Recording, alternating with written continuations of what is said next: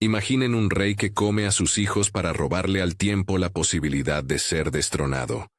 Imagina la casa donde los gritos se apagan en la boca de un devorador, donde la sangre y la sombra se mezclan con la piedra y el silencio. Ese fue el primer latido de lo que después llamaron Olimpo, un cosmos gobernado por el temor, y ese temor tenía nombre: Cronos. Antes de que los nombres se convirtieran en altares, hubo un relato más antiguo aún, tejido por la tierra misma. Gaia, la inmensa madre, engendró a Urano, el cielo que se tendía como un manto sobre ella. De esa unión brotaron los primeros seres, montañas que respiraban, corrientes que murmuraban, y de entre sus hijos más terribles y majestuosos surgieron los titanes, gigantes de voluntad inapelable. Pero el poder, como el viento, busca siempre nuevas bocas donde se instale. Urano, temeroso de la fuerza de sus vástagos, los empujó hacia el abismo, los escondió, los encadenó al seno materno. Gaia, herida, conspiró con el más joven de los titanes. Cronos, con una hoz afilada por la cólera de la tierra, castró a Urano y arrebató el cielo al padre. Fue una revolución teñida de sangre primigenia. Así empezó la era en la que el tiempo se hizo tirano. Pero la victoria no borró el presagio. Gaia, siempre sabedora de la rueda que gira, pronunció una voz que pesaría como un destino. Un hijo nacido de Cronos le arrebataría el reinado. La profecía cayó como un hielo sobre el pecho del nuevo señor. Cronos, por miedo, inventó la noche de los extremos: devorar a sus propios hijos al nacer. Uno tras otro, niños y niñas fueron tragados antes de que sus primeras miradas encontraran el mundo. Rea, la hermana y esposa, contemplaba el horror como quien observa una grieta que se agranda. No había salvación lógica para lo que se consumía en esa voracidad. Solo astucia quedó posible. Esa astucia fue la que tejió Rea en la hora oscura del parto que cambiaría el destino. El niño que había de ser el huracán que abría los cielos recibió, en lugar de la carne prometida, una piedra envuelta en pañales: el ófalo. La sustitución fue un acto de traición amorosa hacia su marido y de fidelidad brutal hacia su hijo. Cronos, confiado o quizá ya anestesiado por la repetición de la sangre, tragó la piedra sin sospechar. Así quedó en su vientre lo que creía poder, una mentira pétrea que pesaba como el olvido. El niño verdadero fue llevado en secreto a una cueva de Creta, a una gruta donde la oscuridad estaba protegida por música de escudos y tambores. Acomódate, escucha. Imagina los golpes metálicos, no por guerra sino para ocultar un llanto. Los curetes, guardianes ruidosos, golpeaban sus corazas mientras danzaban en torno a la cueva. Su estruendo era una muralla sonora contra los oídos que pudieran delatar al recién nacido. Era el escudo que Rea tejió en lo cotidiano para que el devorador no supiera que había sido sustraído. Allí, oculto en la penumbra, el pequeño fue criado como si fuera un secreto de la tierra. La cabra Amaltea, figura pequeña y extraordinaria, le ofreció leche que sabía a piedra y a árbol joven. Sus belfos dejaban en la noche un rumor de savia. Su pelaje, en la penumbra, parecía moldeado por la luna.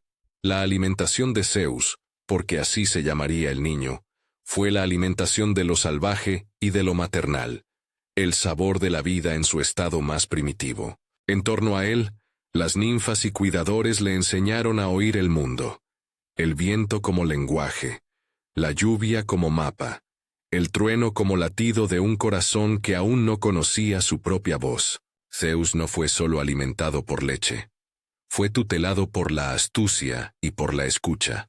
Desde pequeño aprendió a leer los murmullos de las piedras, a intuir el movimiento de las aves. Metis, cuyo nombre significa la inteligencia práctica, fue quien vertió en su forma más joven la primera lección: la prudencia como arma. Metis no era solo maestra, era la encarnación de la sagacidad, la artesana de los planes que saben cuándo esperar. Fue ella quien enseñó a Zeus que el poder no siempre se conquista con dientes, sino con tramas. Le enseñó a observar al enemigo, a medir su hambre y su vanidad, a aprender las horas en que la ira se vuelve predecible. Mientras tanto, en el palacio de Cronos, la farsa parecía consumarse.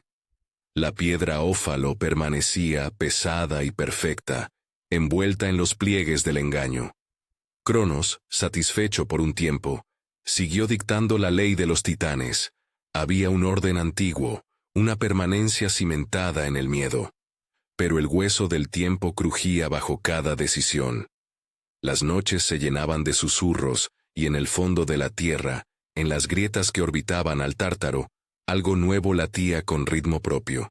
El entorno en el que Zeus creció, la isla, la gruta, la cúpula del mundo cretense, le imprimió rasgos que no siempre coinciden con la magnificencia del Olimpo. Su infancia fue de doble filo. Aprendió la rudeza que forja héroes y la soledad que los vuelve cautos. En la penumbra, rodeado por canciones de escudo y el rumor de la cabra, el niño se preguntaba por la figura que había llevado su sangre, y, sin duda, su destino. Cada pregunta era una semilla de desafío. Cada respuesta que Metis le ofrecía era un portal hacia nuevas estrategias. A medida que la infancia cedía paso a la adolescencia, Zeus dejó de aceptar el mundo solo como un mapa. Empezó a sentir la injusticia como una cosa física, una piedra en el zapato que no podía sencillamente arrojar. Observó en silencio a los demás dioses en el vientre del rey, voces que un día saldrían a reclamar su derecho a la luz. Sintió, con una claridad fría, que la piedra del engaño no era la única prisión. Había algo que mordía más profundo, el temor en el rostro de quienes mandan. Cronos gobernaba a través del horror, y el horror devoraba la posibilidad de un orden distinto. Cuando el momento llegó, la salida no fue un estallido sino una serie de maniobras finamente tejidas. Rea, madre y conspiradora, no bastó sola. Fue necesario el consejo de Metis, la cooperación de aliados todavía invisibles y la paciencia aprendida en la cueva. Zeus aprendió a velar su tamaño. Se hizo pequeño en la mirada de los poderosos, se hizo copero en la corte de su padre. Adoptó la apariencia del que sirve para que el que manda baje la guardia. Y así, con la sonrisa contenida de quien tiene frío y sabe que la tormenta pasará, presentóse con una copa en la mano. La mezcla que Metis preparó para enfrentar al devorador fue sobria y precisa. No un veneno grotesco, sino un remedio que obligó a Cronos a ceder lo que había devorado clandestinamente. El truco no buscaba matar al padre, buscaba devolver lo que había sido arrebatado por el miedo. Cronos, jadeante por la sorpresa de la repentina necesidad, vomitó primero a la piedra que había tomado por hijo y luego, uno tras otro, los seres que había consumido, en un gesto tan brutal como involuntario. Primogénitos y dioses, escupidos por la boca del tiempo, volvieron a abarcar el cielo con su presencia. Los rostros que emergieron del interior de Cronos no eran solo alivio, eran fallas en la estructura del poder.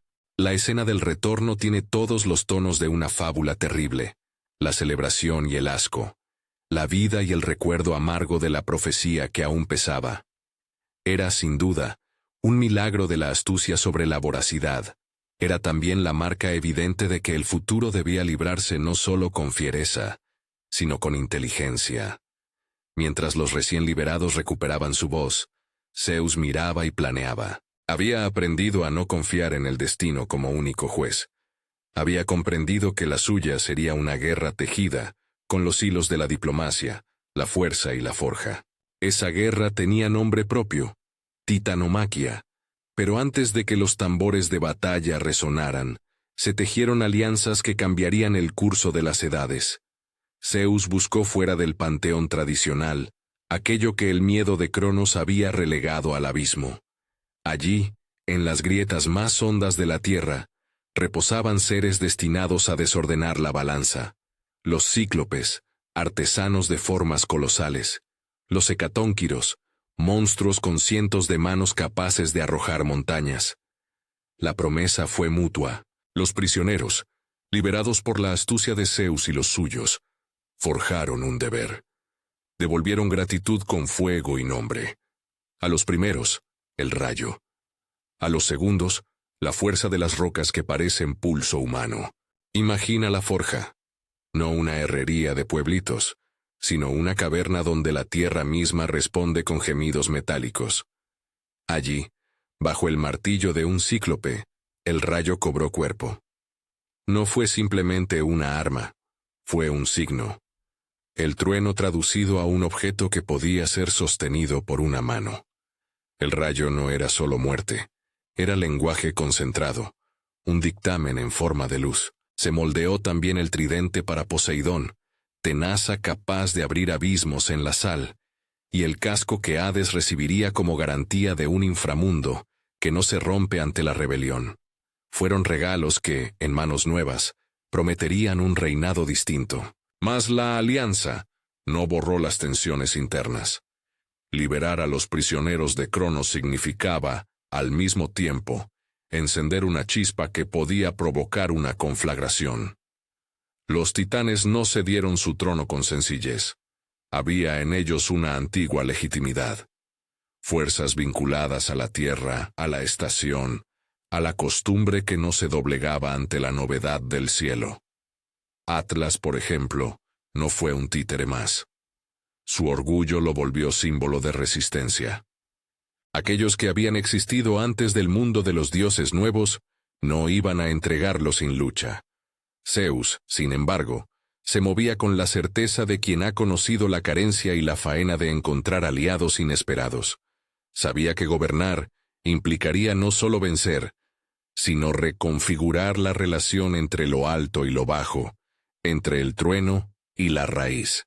Sus primeras lecciones en la cueva, la escucha de Metis, la nutrición de Amaltea, el ritmo de los curetes, lo habían preparado para entender que el reino se consolida tanto en la forja de las armas como en el tejido de los acuerdos.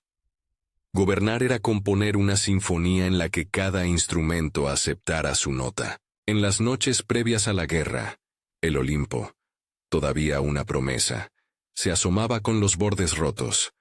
Zeus observaba el mundo con la mirada de quien ha aprendido que la clemencia y la severidad deben entrar en pacto para que la ciudad de los dioses respire.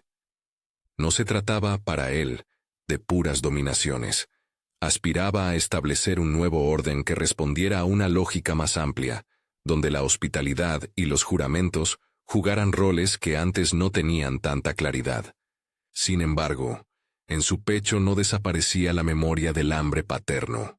El temor, ese motor que había desencadenado la primera tiranía, seguía siendo una sombra que lo aguardaba detrás de cada táctica. Antes de que los ejércitos se alinearan y los cielos se rasgaran con la violencia de la titanomaquia, hubo instantes de calma contenida que sabían a preludios. Zeus, en algunos de esos momentos, sentía la temprana pregunta de su madre: ¿qué cuesta preservar la propia prole sin convertirse en depredador? Esa pregunta no tenía respuesta sencilla. Él había sido salvado por la subrepticia astucia de su madre, y al mismo tiempo, era la encarnación de la amenaza que una vez había asustado a Cronos. El ciclo se cerraba y, sin embargo, prometía abrirse de otra manera. Queda, en la memoria de esos instantes, una imagen que trepa por la piel del tiempo.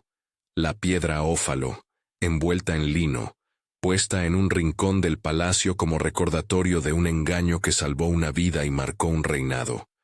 La piedra, fría y silenciosa, era el símbolo de la paradoja más profunda del nacimiento de Zeus. Para que la vida fuese rescatada, hubo que crear una mentira.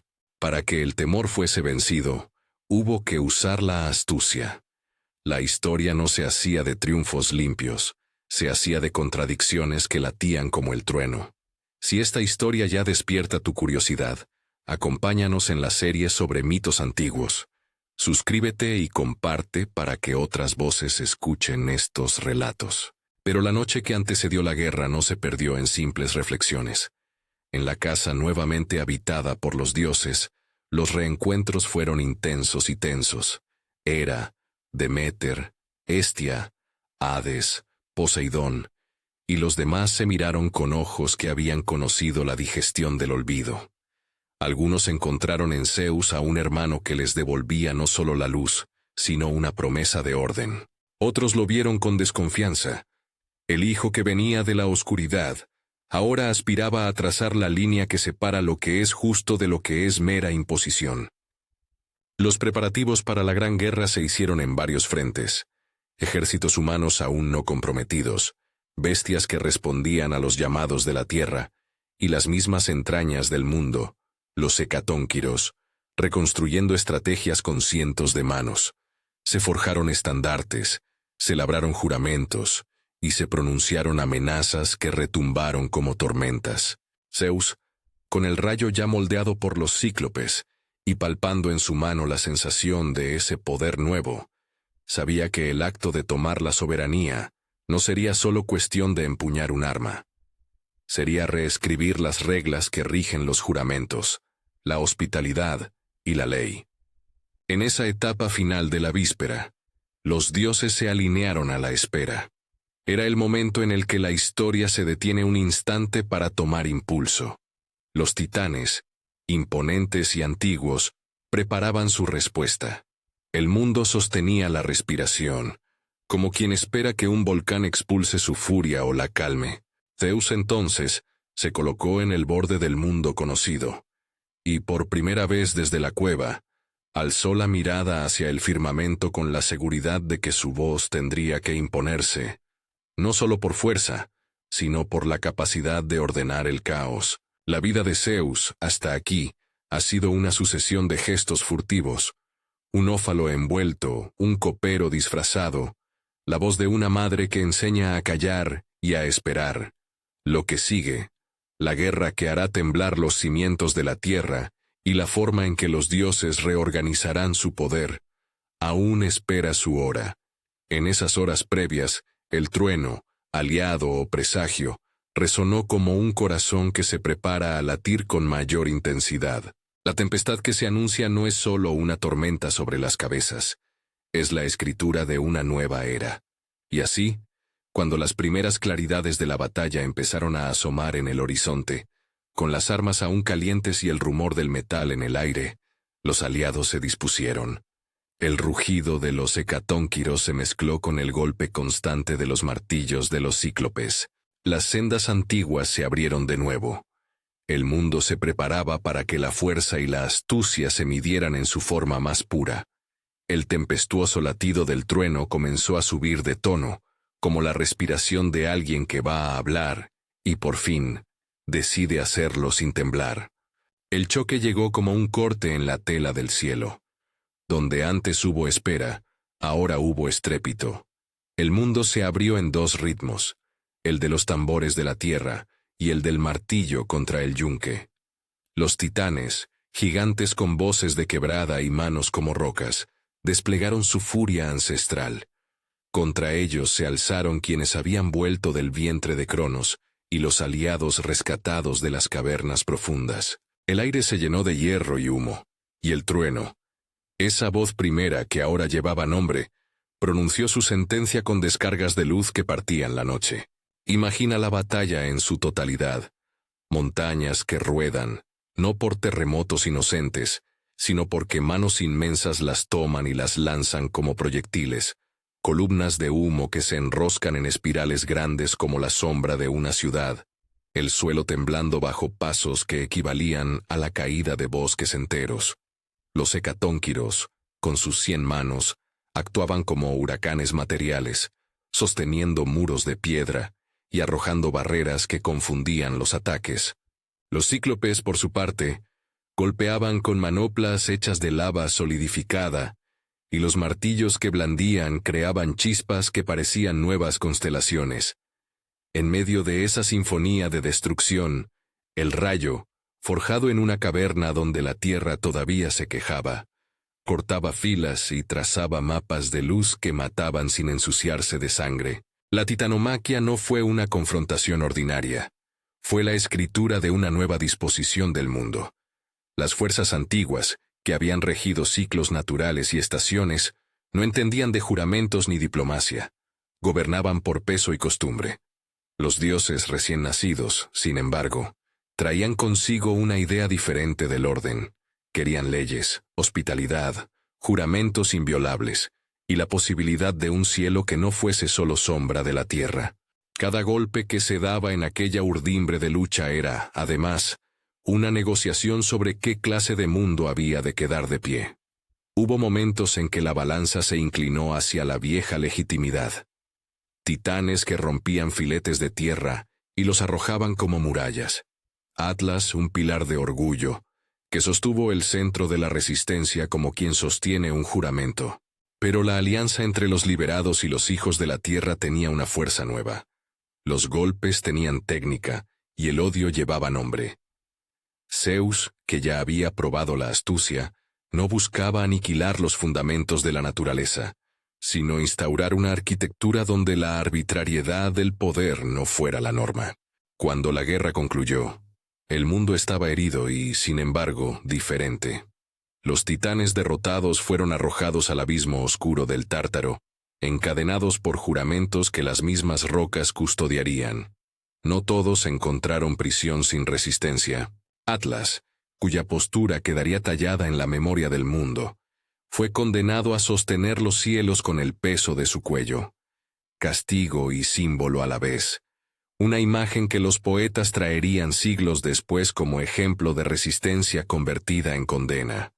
Los hecatónquiros y los cíclopes, por su lealtad, no fueron olvidados. Sus nombres y sus dones quedaron inscritos en la nueva jerarquía. De sus forjas salieron los instrumentos que definirían la autoridad venidera. El reparto del mundo fue un acto solemne y rito a la vez. No fue azar total, ni tampoco simple imposición. Se acudió a métodos que mezclaban la costumbre con la voluntad de crear equilibrio. Hubo urnas, hubo juramentos, y hubo la sensación de que a partir de entonces cada dominio tendría un guardián con reglas distintas. Zeus alzó su mirada hacia la bóveda. Al cielo le fue otorgado su imperio. Poseidón, con su tridente, recibió la sal y los abismos. Hades, con el casco que oculta, quedó con los reinos de abajo. El sorteo de poderes no fue solo geográfico, marcó también el lenguaje de las atribuciones. Zeus, por ejemplo, tomó sobre sí la potestad de encabezar los juramentos y de custodiar la hospitalidad. El trueno se convirtió, no solo en arma, sino en garantía de palabra. Con el triunfo nacieron, sin embargo, nuevas perturbaciones. Gaia, herida por la pérdida de sus hijos y por los modos en que se reorganizaba la vida, parió otra resistencia. Los gigantes surgieron de su ira, colosos que no respondían a la misma ley que los titanes, sino a un deseo primitivo de venganza. Su presencia llenó de nuevo el mundo de escombros. Fue entonces cuando la figura del héroe humano, necesaria por una profecía que exigía mano mortal para doblegar a la amenaza, cobró protagonismo. Heracles, hijo de Zeus y de una mortal, entró en la escena con la fuerza que solo la mezcla entre lo divino y lo humano puede conceder. Su participación fue decisiva. Mientras los dioses empuñaban poderes que descomponían montañas, fue la perseverancia de un hombre semilla divina la que permitió el vuelco final. Heracles enfrentó gigantes, cerró aberturas que amenazaban con tragarse pueblos enteros, y con su sudor y su sangre, comprobó que la victoria podía necesitar de lo humano para anclarse.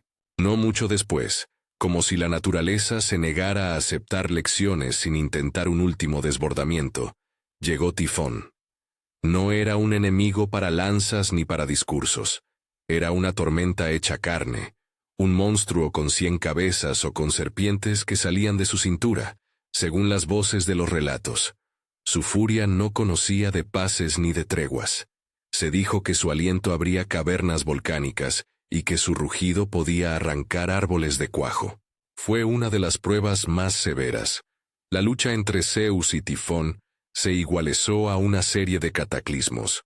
Relatos cuentan de un intercambio de fuego y de temblores, de cumbres partidas, y finalmente de una derrota que no fue aniquilación sino cárcel. Tifón quedó sepultado bajo el monte Etna. Sus gruñidos aún, en el susurro de las lavas, Parecen gemidos que escapan cuando el volcán expulsa humo. En el centro de todos estos episodios latía otra historia, menos visible pero igual de decisiva. La cuestión de la sabiduría y de la progenie. Metis, cuya función era la prudencia hecha carne, había sido esposa y confidente de Zeus. Hubo una profecía que, como tantas, pendía sobre la cabeza de los dioses. Si Metis engendraba un hijo, ese hijo podría igualar, o incluso superar, al padre. La resolución de Zeus revela la trama íntima de su reinado. El temor que heredó de Cronos no desapareció con la victoria. Se transformó en decisiones destinadas a impedir que el tiempo lo devorara. En un gesto que mezcla crueldad política y astucia casi maternal, Zeus engulló a Metis. La imagen es potente y grotesca a la vez. La madre de la prudencia viviendo ocultada dentro del cuerpo del soberano.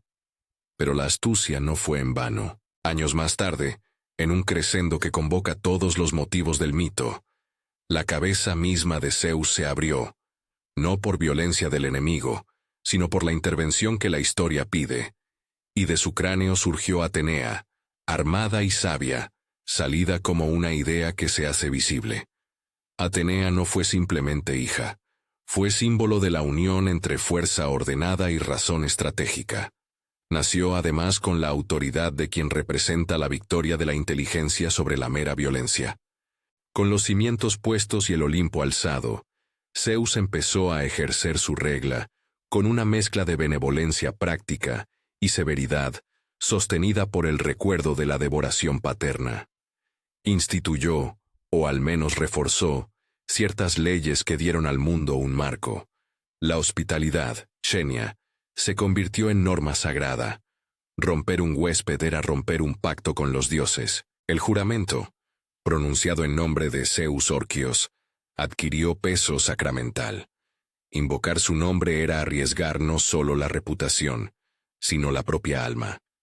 Y sin embargo, hasta allí donde su poder llegaba, se encontró con fronteras que no supo, o no quiso, derribar. Las Moiras, tiempo y destino, seguían siendo manos que marcaban hilos. Incluso el soberano del cielo tuvo que reconocer que había cosas que ni sus rayos podían revertir. Esa limitación emergió con cruda evidencia cuando la guerra de los mortales tocó su puerta. Troya, una ciudad y a la vez, un tablero donde se jugaban voluntades, encendió en el corazón de Zeus una pregunta que lo obligó a elegir. Sarpedón, hijo de Zeus y señor en Asia, cayó en combate. El Padre Divino miró el campo de batalla con el deseo de salvarlo. ¿Qué significa tener poder si no se puede usar para detener la muerte de la propia carne? Zeus se debatió. El corazón de padre lo impulsó hacia el rescate. La noción de justicia universal, hacia permitir que la guerra siguiera su curso. Las Moiras pesaban en la balanza. Finalmente Zeus renunció a corromper el tejido del destino. Ordenó que el cuerpo de Sarpedón, tras su caída, fuese tratado con honor por manos divinas, pero no intervino para torcer la muerte. Fue un gesto que subrayó su ambivalencia. La autoridad que no siempre se impone, el rey que contempla sus límites. El episodio quedó grabado como el momento en que el gobernante se enfrenta a la escolástica del poder, cuando es legítimo saltar por encima de la orden natural y cuando conviene sujetarse a la medida que sustenta la convivencia. La relación entre Zeus y la humanidad se movió en esa frontera, a veces protector, a veces corrector, a veces causante indirecto del sufrimiento humano. Prometeo, cuyo nombre evoca previsión, fue el contrapeso más explícito. Fue él quien, con astucia semejante a la de Metis y con un amor por la humanidad que rara vez se atribuye a los seres divinos, robó el fuego para regalárselo a los hombres. El fuego no fue solo calor, fue técnica, fue brillo, fue cultura. Zeus respondió con castigos que mostraban su capacidad para transformar la justicia en lección. Encadenó a Prometeo a un risco, y cada día un águila devoraba su hígado, que se regeneraba cada noche para perpetuar la pena. Era un tormento que no se centraba solamente en la venganza, sino en la publicidad del castigo, en la demostración de que violar el orden divino conlleva precio. Pero la respuesta de Zeus cobró otra forma menos directa: Pandora. No la caja como cajita curiosa, sino la mujer que por mandato o por diseño fue enviada para trastornar la condición humana. Pandora abrió el recipiente que llevaba consigo males y, al hacerlo, soltó plagas que emponzoñaron la existencia. Trabajos, enfermedades, dolores. Sin embargo, cuando el último mal parecía colmar el mundo, quedó en el fondo algo inexplicable: la esperanza. Era una salvedad que transformaba la tragedia en posibilidad. Zeus había castigado, había intentado devolver equilibrio, pero dejó una puerta abierta a la resistencia humana. El relato de Pandora es, por tanto, un espejo. El creador que usa el castigo como herramienta de gobierno, y al mismo tiempo, el que no priva a la humanidad de la posibilidad de seguir buscando luz. Zeus no fue, sin embargo, un dictador monolítico. Su reinado estuvo salpicado de misericordias y de crueldad, de encuentros íntimos y de grandes decisiones públicas. Los mitos que le conciernen lo muestran también como padre promiscuo en el sentido mítico, no en el sentido degradante, es decir, como figura que cruza el tejido divino y humano, y en esas intersecciones engendra héroes y tragedias. Heracles, por ejemplo, es hijo suyo y, como tal, representa la ambivalencia. Fuerza sublime y víctima de los celos de Hera. Héroe que salva y que también sufre debido a la enemistad doméstica entre diosa y mortal. Dioniso nace de una pasión y de un rescate extraordinario. La muerte de Semele y el posterior coser del feto en el muslo de Zeus hasta que estuvo listo para nacer, muestran la forma en que el rey interviene, a veces, para preservar lo que la debilidad humana pone en riesgo. Hermes, Apolo, Artemis y muchos otros entran en escena como piezas de una maquinaria, donde la sexualidad divina no es mero desvarío, sino fuente de linajes y de transformaciones culturales. Ciudades que reclaman patronazgos, cultos que surgen, formas de arte que se encarnan. Las infidelidades, las aproximaciones ilícitas, los engaños con forma de cisne, lluvia o luz, no son narradas aquí con recriminación moral moderna, ni con escarnio pornográfico. Se relatan como motores de relatos que configuran héroes y ciudades. Pero no olvidemos la otra cara. Hera, esposa ofendida, actúa como contrapoder. Sus venganzas a veces son castigos contra los hijos de Zeus. Otras veces son actos que ponen en evidencia la fragilidad de la paternidad divina. La tensión entre Zeus y Hera estructura la vida del Olimpo, con celos que se vuelven tramas, imposiciones y, finalmente, lecciones sociales sobre el precio del poder personal. Entre los juicios ejemplares que muestran cómo Zeus administra castigos, hay nombres que retumban por sí solos. Tántalo, por violar la hospitalidad, fue sometido a una sed y hambre eternas. Sísifo, por engañar a los dioses y a la muerte, empuja una piedra que siempre vuelve a caer. Ambos son símbolos que el Tártaro utilizó para enseñar límites. A su vez, existieron relatos de piedad recompensada. La leyenda de Baucis y Filemón, una pareja humilde que mostró hospitalidad a dos desconocidos que eran, en realidad, Zeus y Hermes disfrazados. Su fidelidad fue premiada con méritos extraordinarios, una casa convertida en templo, y la gracia de una vejez compartida en dignidad. Tales episodios sirvieron para sostener la idea de que Zeus no solo castigaba, también cuidaba de quienes honraban el tejido de la convivencia. Hubo episodios en que la intervención de Zeus mostró su deseo de mantener la medida entre dioses y mortales sin perder la posibilidad de compasión. Un ejemplo lo proveen Deucalión y Pirra, quienes sobrevivieron a una inundación que, en algunos relatos, Zeus ordenó para purgar una humanidad demasiado corrompida. Tras el diluvio, la pareja repobló el mundo arrojando piedras que, al caer, se convirtieron en hombres y mujeres. La anécdota es ambivalente. Habla de la severidad que un soberano puede ejercer cuando juzga que la corrupción es abrumadora, y al mismo tiempo de la posibilidad de reinicio cuando la misericordia decide ofrecer una segunda oportunidad. No todos los actos de Zeus se pueden enmarcar en una sola etiqueta. A veces parece un legislador, en otras, un amante errático, en otras, un venerable juez que debe moderar conflictos que incluso entre los dioses podrían romper el orden. La gran tragedia de su reinado es esa misma ambivalencia. Quien concentra poder, tarde o temprano, es tentado a usarlo para fines privados. Las decisiones que tomó para salvaguardar su posición, como devorar a Metis en el cuerpo, o elegir no salvar a Sarpedón para no quebrar el hilo de las Moiras, lo muestran como figura compleja, siempre en tensión entre la paternidad y la soberanía. Y sin embargo, también ejerció la capacidad de transformar el mito en cultura. El nombre de Zeus viajó a tierras lejanas y cambió de vestiduras. Fue Júpiter entre los romanos, fue asociado con Amón en el mundo egipcio. Su figura se volvió prisma que absorbió tradiciones y las devolvió como símbolos que las naciones adoptaron según su pulso. El sincretismo lo hizo mayor aún, pero no por simple acumulación de atributos.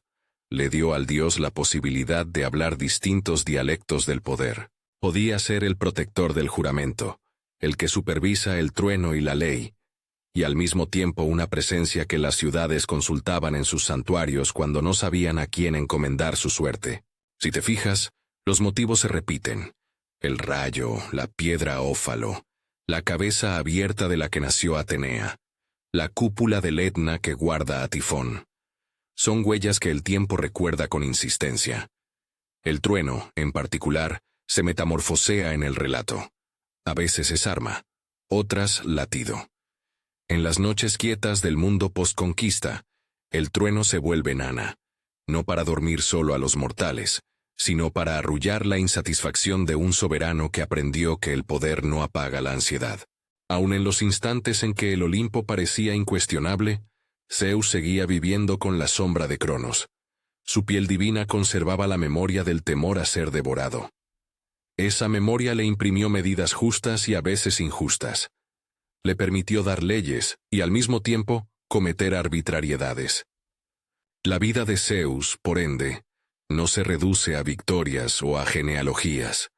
Es la biografía de un reinado que aprendió a sostenerse sobre contradicciones. En su gobierno se tejieron normas que la humanidad conservaría como parte de su civilización.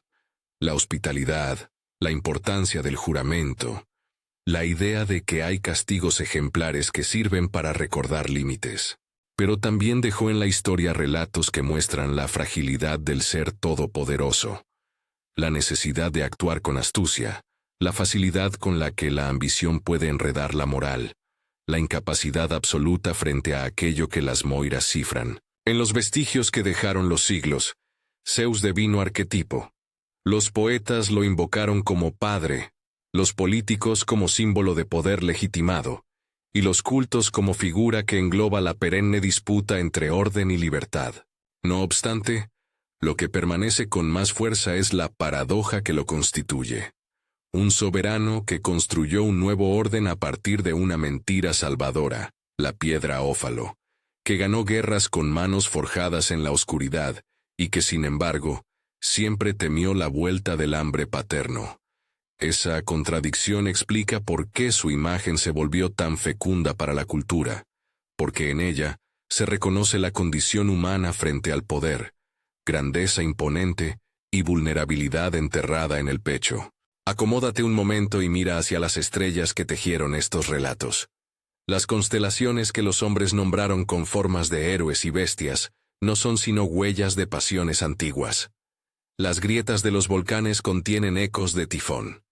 En las cabras que dieron leche a un niño escondido, se encuentran símbolos de maternidad terrena. En el cráneo abierto de Zeus, hay una invitación a pensar que las respuestas nacen a veces de la combinación más improbable: fuerza y reflexión. El mundo que Zeus ayudó a instaurar es un mundo de umbrales, entre el cielo y la tierra, entre la divinidad y la mortalidad, entre la ley y el instinto. Cuando la gente de épocas posteriores levantó altares y pronunció su nombre en distintas lenguas, no buscaba solo un protector. Buscaba entender su propio lugar respecto a la autoridad. ¿De qué sirve un gobernante que no respeta el juramento? ¿Qué precio tiene la seguridad cuando se paga con la libertad de algunos? Estas preguntas, tan antiguas como la primera grieta que abrió Gaia, siguen vivas cada vez que recordamos la historia de aquel que empuñó el rayo. Zeus nos obliga a mirar las sombras de la soberanía, sus dones y sus fallas, su habilidad para crear leyes y su tendencia a sucumbir al empeño de preservar el trono. Puede que, en definitiva, su mayor legado no sea el Olimpo en piedra ni los altares elevados, quizá sea el relato mismo. Las historias que giran en torno a Zeus nos permiten ensayar respuestas a problemas que nunca fueron resueltos por completo. ¿Cómo limitar el poder sin aniquilar la capacidad de mando necesaria para coordinar comunidades? ¿Cómo conciliar justicia y piedad cuando las dos parecen entrar en conflicto? Los mitos no proponen fórmulas. Dan imágenes que resisten en la memoria y en el lenguaje. Desde la piedra que engañó a Cronos hasta la cabeza de la que brotó Atenea, desde el fuego robado por Prometeo hasta la esperanza que quedó en la urna de Pandora, todo forma un tapiz a través del cual el humano mira su historia y se reconoce. Al terminar este recorrido por la vida de Zeus, no busco convertir al dios en modelo ni en advertencia única. Ofrezco sus escenas como espejo. Sus glorias y sus faltas nos enseñan que el poder siempre viene acompañado de una oscura herencia, la posibilidad de ser consumido por aquello mismo que se pretende sostener. El trueno que le dio nombre, así, se vuelve canción que no calla ni Zeus aclama. Es un rumor que nos acompaña cuando pensamos en los límites del mando y en la necesidad de sabiduría. Si esta narración te ha despertado algo, curiosidad, duda, fascinación, deja un comentario con el episodio que más te impactó. Suscríbete para seguir explorando mitos que han moldeado nuestra manera de contar el mundo. Y comparte esta historia con alguien que disfrute de las voces antiguas que aún nos hablan. Que el trueno siga sonando, no como amenaza constante, sino como llamada a pensar la grandeza y la fragilidad de todo aquello que llamamos poder.